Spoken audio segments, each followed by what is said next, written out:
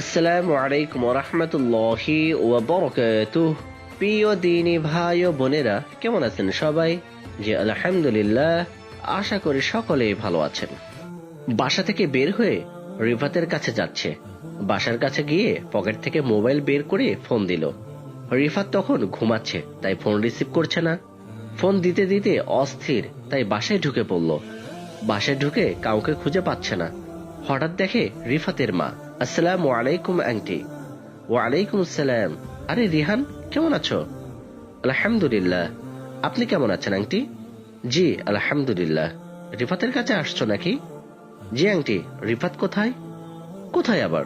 গাদাটা ঘুমাচ্ছে। আচ্ছা, আমি দেখছি। রিফাতের রুমে ঢুকে কানের কাছে গিয়ে জোরে একটা শব্দ করলো।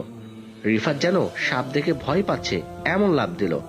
পাশ থেকে রিহান হাসছে, হি হি হি হি। এভাবে কেউ ঘুম থেকে জাগায়? এখন কিসের ঘুম? আর বলিস না, সারাদিন খুব ব্যস্ত ছিলাম, তাই দুপুরের খাবার শেষ করে বিছানায় বিশ্রাম নিচ্ছিলাম। কবে যে চোখে ঘুম লেগে যায় বুঝতে পারিনি। ও আচ্ছা, আমি এসেছি একটা কাজে। কিসের কাজ? ফাহিমের বিষয়টা কি? আর বলিস না, এই শালা প্রেমে অন্ধ হয়ে গেছে। মুন্নি ছাড়া মাথায় আর কিছু আসছে না। মুন্নিটা কে আবার? ফাহিমের গার্লফ্রেন্ড। ও আচ্ছা, তাহলে এখন আমাদের কাজ কি? কাজ কি আবার? রাতে যাব আর মুন্নিকে নিয়ে আসব। আমার একটা প্রশ্ন। কি প্রশ্ন?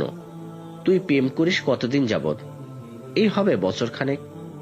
তোকে বন্ধু বলতে লজ্জা হচ্ছে আমার। কেন? আমি আবার কি করলাম? তুই প্রেম করিস অথচ আমাকে বলিস না। রিলেশনটা গোপন রাখতে চেয়েছে তানহা। আমি কি করব বল? আচ্ছা ঠিক আছে, গোপন করে রেখে দাও, পাবলিক করতে হবে না। তুই রাগ করিস কেন? কারণ বন্ধু আমায় বিশ্বাস করে না। বন্ধুর গার্লফ্রেন্ড আছে, এই বিষয়টা অন্যজনের কাছ থেকে আমাকে শুনতে হয়। আচ্ছা দোস্ত, দুঃখিত। এখন দুঃখিত বলে লাভ নেই, রাগ করেও লাভ নেই। রাগ করলে বিয়ের খাওয়ান মিস হবে। তুই না আসলে একটা মজার মানুষ। আচ্ছা হইছে, এখন ফাহিমকে ফোন দে। ফোন দিতে হবে না, ফাহিম বলছে সন্ধ্যায় ওর বাসায় যেতে। তোর গার্লফ্রেন্ড আসবে না? আসবে রুহির সাথে। রুহিও আসছে? বাহ চমৎকার, অনেক মজা হবে আজ। কিসের মজা? আমরা পার্টি করতে যাচ্ছি না, যাচ্ছি মেয়ে ভাগাতে। এই যদি ধরা খাই তাহলে কি হবে? শালা, তুই এত ভীতু কেন? আমি ভীতু সেটা সবাই বলে। আচ্ছা এখন বল, ভাবির কি খবর? আর বলিস না, তুই প্রতিটা দিন ঝগড়া লাগাস। হা হা, আমি আবার কি করলাম? আমার সকল বাজে কাজগুলোর কথা কেন বলিস? আমি আবার কাকে বললাম? ফোনে যে আমায় বলিস, আমার ফোনে লাউড স্পিকার দেওয়া থাকে। ও আচ্ছা, তাহলে এখন থেকে ভালো ভালো কথা বলবো। দরকার নেই ভাই ভালো কথা বলার। কেন? কিছু না, তুই শালা আমার বিপদ ডেকে আনবি। রিফাত এবং রেহানের কথার কথোপকথনের মধ্যে হঠাৎ লিজা ফোন দিল। ফোনের রিং শুনে রিফাত রিহানকে বলল, দোস্ত, কে ফোন দিচ্ছে? তোর ভাবি। এখন ফোন রিসিভ করে কি বলবো? আমার কাছে দে। বলি রিহানের কাছ থেকে মোবাইল নিয়ে রিফাত রিসিভ করে বলল, আসসালামু আলাইকুম ভাবি। ওয়ালাইকুম আসসালাম। কি আপনি? ভাবি, আমি রিফাত। ও আচ্ছা, কেমন আছো? জি আলহামদুলিল্লাহ। রিহানের কাছে মোবাইল দাও। রিয়ান এখানে নেই। কোথায় তাহলে? সিগারেট আনতে গেছে। কি? রিয়ান এখনো সিগারেট ছাড়েনি? ভাবি, আমি কত ভাবে বোঝালাম ভাই, তুই সিগারেট খাস না, এগুলো ভালো না, কিন্তু কে শোনে আমার কথা? আজকে আসুক, বোঝাবো রিহানকে। আচ্ছা ভাবি, ভালো থাকেন। কিটকিটে মেজাজে তাকিয়ে আছে রিহান। তাকানো দেখে রিফাত বলল, কি রে দোস্ত, কিছু খাবি নাকি? হ্যাঁ, তোকে খাবো শালা। হা হা হা করে হেসে উঠল। কেমন ঝগড়া লাগিয়ে দিলাম। আজ তোর 12টা বাজবে বাসায় গেলে। যা, কিছু বললাম না। সবাই এক হয়ে ফাহিমের বাসায় উপস্থিত। বাসায় যাওয়ার পর সবাই কম বেশি নাস্তা করলো। রুহি ফাহিমকে প্রশ্ন করলো, আচ্ছা দোস্ত, এখন বল কিভাবে আমরা মেয়েটিকে নিয়ে আসব? এই ব্যাপারে রিফাত ভালো জানে, রিফাতকে বল। সঙ্গে সঙ্গে রিফাত বলে উঠল, বিয়ে করবি তুই আর আমি আইডিয়া দেব? আমি পারবো না, জীবনে আমি এমন কাজ করিনি। রিহান সবাইকে উদ্দেশ্য করে বলল, এই তোরা একজনে আরেকজনকে এভাবে প্রশ্ন করলে বিষয়টা সমাধান হবে না। যা করার ঠান্ডা মাথায় করতে হবে। রিয়ানের কথা শুনে তানহা বলল, তাহলে সবাই যাওয়ার সময় মাথাটা ভিজিয়ে নেব, মাথা ঠান্ডা থাকবে। রিহান রিফাতকে বলল, এই তুই কি দেখে প্রেম করলি এই মহিলার সাথে? তানহা বলল, আমাকে কি মহিলা লাগে না 80 বছরের বুড়ি লাগে? ফাহিম সবাইকে উদ্দেশ্য করে বলল, আচ্ছা তোরা আমাকে হেল্প করতে আসছস নাকি নিজেরা ঝগড়া করতে আসছস?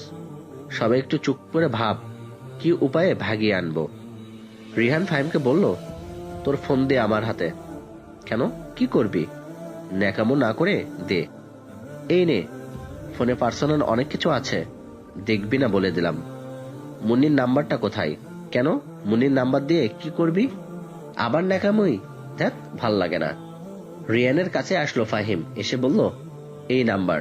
ওয়েট, দেখ তোরা আমি কি করি, বলেই ফোন দিল। মুন্নি ফোন রিসিভ করে বলল, এই তুমি কোথায়? আমি তোমাকে ছাড়া বিয়ে করব না আর কাউকে। বিয়ে পরে হবে, যা বলি আগে সেটা শোনেন। কি আপনি, কণ্ঠ এমন কেন? আমার ফাহিম কোথায়? ওরে বাবারে আছে, এত উত্তেজিত হবার কিছু নেই। আমি ফাহিমের বন্ধু রিহান। এখন আমি কি কি বলি সেটা শোনেন। আচ্ছা বলেন। একটু পর আমরা 5 জন মিলে আপনার বাসার সামনে আসছি গাড়ি নিয়ে। 2 জন মেয়ে আছে, রুহি এবং তানহা। আপনার বাসার সামনে এসে এই 2 জনকে ভেতরে পাঠাবো। ওরা গিয়ে বলবে ওরা আপনার বান্ধবী, আর আমরা 3 জন গাড়ির ভিতর থাকবো। ওরা আপনার কাছে গেলে আপনি বাসার সবাইকে বলবেন যে আপনি একটু ওদের নিয়ে আড্ডা দিবেন। এই কথা বলে ফাঁক দিয়ে 3 জন মিলে গেটের বাইরে চলে আসবেন। তারপর গাড়িতে উঠবেন, আর বাকি কাজ আমাদের। আমার কথা কি ক্লিয়ার বুঝতে পারছেন? হ্যাঁ, বুঝতে পারছি। ধন্যবাদ ভাইয়া। আচ্ছা, এখন ভালো থাকেন, আমরা আসছি সন্ধ্যায়। সবাই হা করে তাকিয়ে আছে রিহানের দিকে। সবার তাকানো দেখে রিহান বলল, কি সবাই এভাবে কি দেখছো? ফাহিম বলল, দোস্ত এই আইডিয়া কোথায় পেলে বন্ধু? এর আগে কি এমন করছস? তোরা সবাই মাথা মোটা, কোনো বুদ্ধি নেই মাথায়। ইনশাআল্লাহ আমরা বাকি ঘটনা আগামী পর্বে শুনব। আশা করি আরো চমৎকার হতে যাচ্ছে আগামী পর্ব। সকলের সাথে থাকবেন, সুস্থ থাকবেন। আসসালামু আলাইকুম ওয়া রাহমাতুল্লাহি ওয়া বারাকাতুহু।